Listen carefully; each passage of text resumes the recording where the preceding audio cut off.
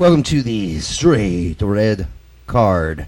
Brett, let's just start today's show with the whole Rafa Marquez, as Goal.com put it.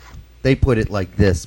They said Rafa lashes out at his teammates. Lashes out viciously. But let's read the quote while we're at it before we start, because I think that's important. He says, I'm focusing on performing at my highest level, but that doesn't mean the whole back line can perform at the same level. This is a team game. Unfortunately, there isn't an equal level between my teammates and I. Let me give you my interpretation of that, and let's start with yours. Go ahead, Brett. I mean, there's a common perception that Rafa's just ripping the hell out of his teammates there. That's when I read the quote. That's exactly the way I took it. Mm-hmm. I think the key word to take in that phrase is that he doesn't think that his fellow teammates can perform at that level, and that might be a loss in translation. I don't know. That's what exactly I think it means. Yeah. I think the way I read it, obviously the title of the story didn't help me with any form of bias when I went into it. Yeah. But I went into it and I read it, and I took out of it exactly what the title said. And maybe that's just showing a bias of some form there because of what the title said it was. But I did look into it, and I saw exactly what a lot of people are going to be taking from it. Mm-hmm. So, the thing is, it's easy to not like Rafa Marquez especially if you're an American fan. He plays for the Mexican national team. So there are probably a lot of New York fans that have a hard time liking him. To just start. All right, let's start with that theory to begin with. But this isn't lashing out. I think this is harsh. I think something's being lost in translation. Let's look at it. I am focusing on performing at my highest level.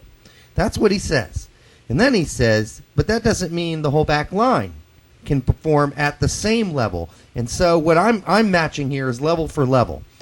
And I think what he's saying when he says perform at the same level, I think what he's talking about is they're not focusing on performing at the highest level like he is.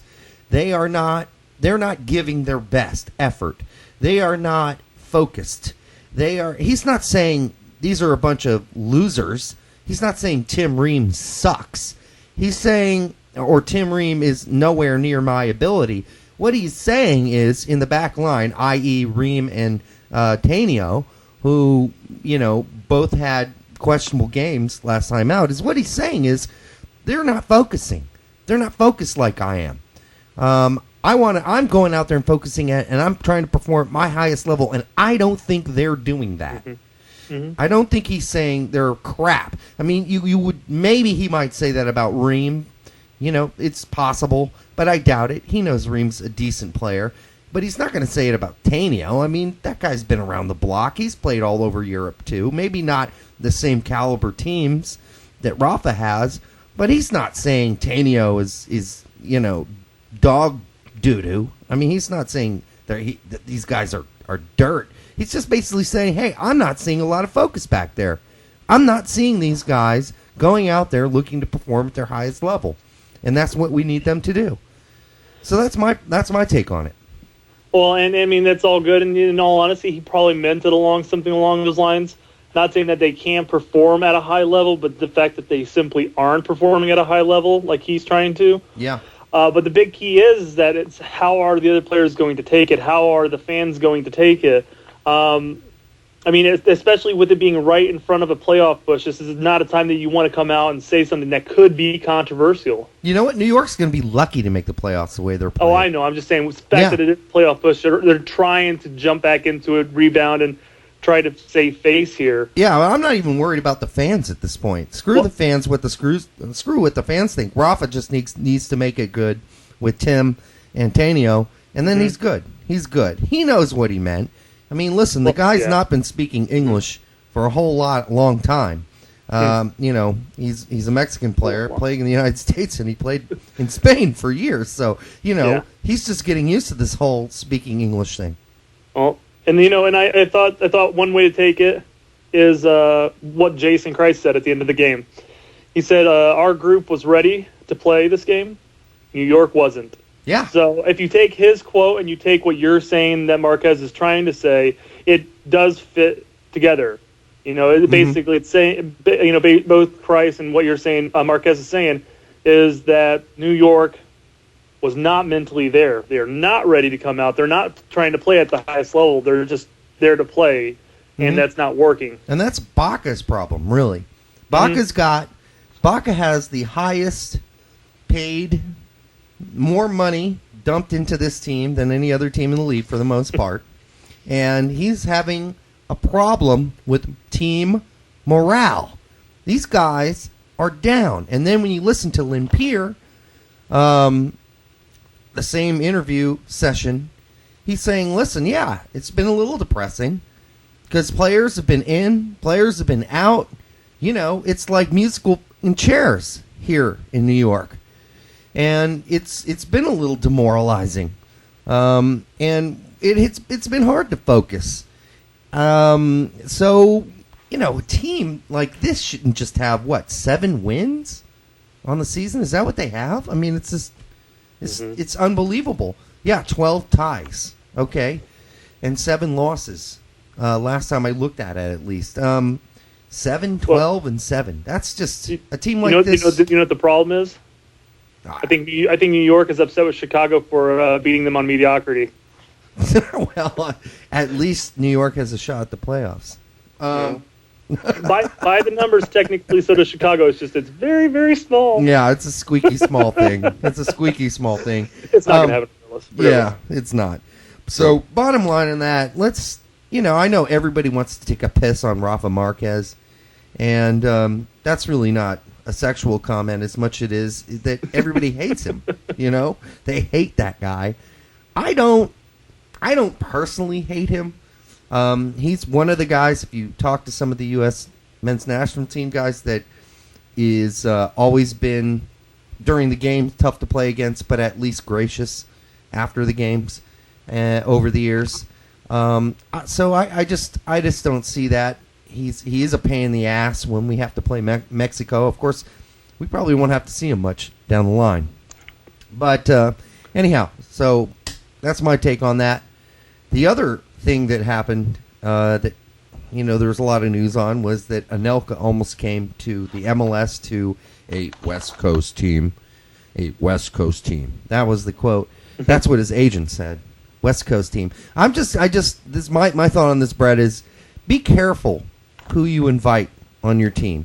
Listen, Anelka has been pretty stable for the most part since he's been at Chelsea, but let's look at his record. He's kind of a reckless guy. He's a complainer. He's a whiner. There was another guy that played at Seattle not long ago who was kind of fit that bill as well. And he ended up playing in Chicago.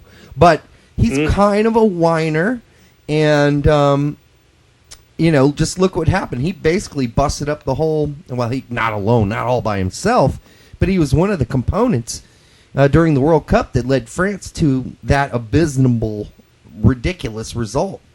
And so, you don't want to bring an older player who might have some skills left, certainly, and it was really close to happening, over to play for your team who might be kind of a whiner and complainer.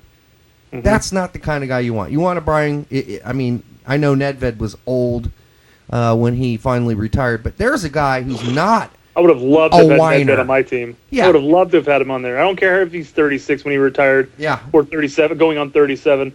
He still had wheels. He could have still contributed regardless. He could have, and he's not a complainer.